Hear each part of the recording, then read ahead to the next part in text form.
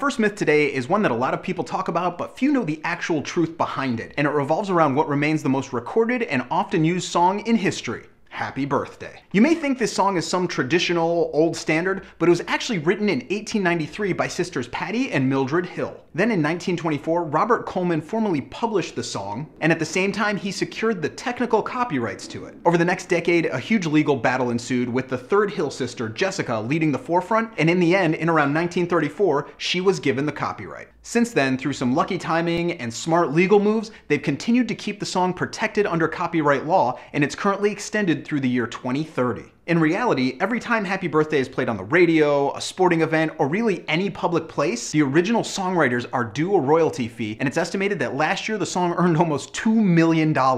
Amusingly, after a number of different sales over the decades, the song Happy Birthday is currently technically owned by AOL Time Warner, because they need more money. For our second myth today, I want to look at the claim that some vinyl junkies make, saying that certain albums actually have two grooves on one side, causing them to play completely different sets of songs depending on which groove the needle goes in. While this may seem completely insane or silly, it's actually true, and it's been used a number of times over the decades. The grooves on one side are placed amazingly close to one another, and this was most famously first used by the comedy troupe Monty Python, creating their technically three-sided album Matching Tie and Handkerchief in 1973. It was also used by Laurie Anderson on her You're the Guy I Want to Share My Money With record, and each of the three grooves has a different version of the same song. Kate Bush, Fine Young Cannibals, and a number of other artists have used this technique over the decades. So the next time someone says that there's actually two sides on one side of their vinyl, they might actually be telling you the truth. The final myth I want to look at today is the one that says Paul Simon took the name for his 1972 song Mother and Child Reunion from a Chinese restaurant menu.